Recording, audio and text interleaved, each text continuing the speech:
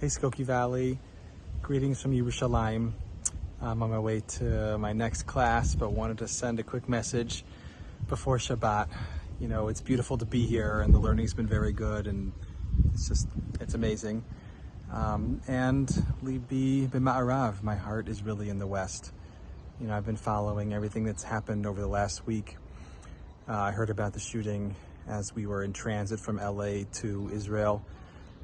And just, my heart is so broken speaking to so many members of our community who were at the parade, whose family and friends were at the parade.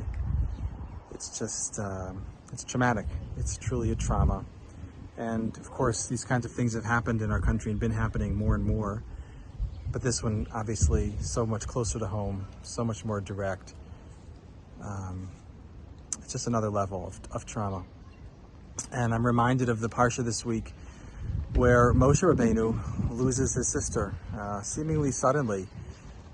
Miriam dies, and unlike when Aaron dies and when Moshe dies, where there's a lot of formal mourning periods, many days of mourning for those two, for Miriam there's none. Things just kind of snap back to normal. And there are costs to that. And we see the very next thing that happens after Miriam dies is Moshe hitting the rock. And I think one way of understanding that incident is that Moshe was deeply, traumatized and deeply upset, aggrieved at the loss of his sister. And he doesn't take the time to heal and to process. And that affects him in a big way.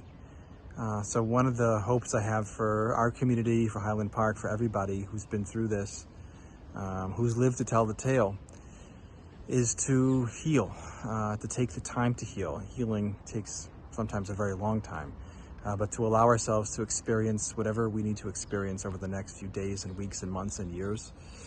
I've spoken with many of you who have felt the psychological, emotional impacts very deeply, and that's normal. It's normal to be afraid. It's normal to be very sad. It's normal to have a hard time focusing after something like this happens. And hopefully we can allow ourselves to experience what we need to experience and hopefully heal a little bit. This Shabbat in Shul, we're blessed to have Rabbi Joe Zarowski and Elizabeth Uri, our social worker liaison from JCFS. They're going to be with the Shul this Shabbat, and they're going to be talking about healing and trauma and grief. And that's going to be the end of Tefillah for those who feel like they're ready to hear that kind of a talk. They're going to be doing that at the end of Shacharit Shabbat morning. And then they'll be available at Kiddush and afterwards to speak with anyone one-on-one who just needs someone to talk to. I'm available here in Israel, and I've spoken with many people from the Shul already, and you can reach me via text or call or email, and we can connect. And friends and family, just reach out to one another, support one another.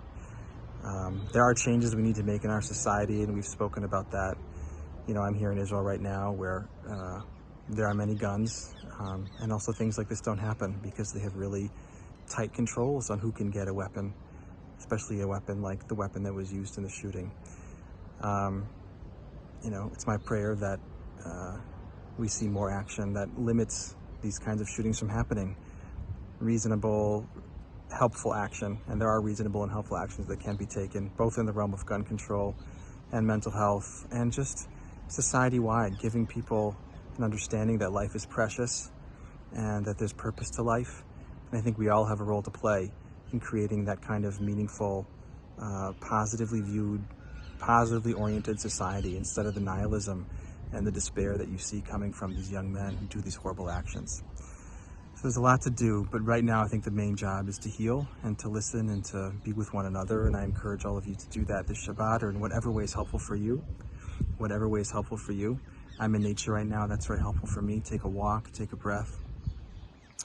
And just offer the tefillah that America can learn from Israel and how to manage these kinds of problems. As I said, things like this don't really happen here. And that the world can heal, and we can all heal, and we can remember that how precious life is and what a gift life is, and just spread that message far and wide to everyone who needs to hear it. So my heart is with you, and I'm just again so grateful to Rav Joe and Elizabeth Uri for their presence this Shabbat. I think it could be really helpful for people who will be there. And I'm available if someone needs to talk here. And just brachot for safety and peace and strength and light for all. Shabbat Shalom.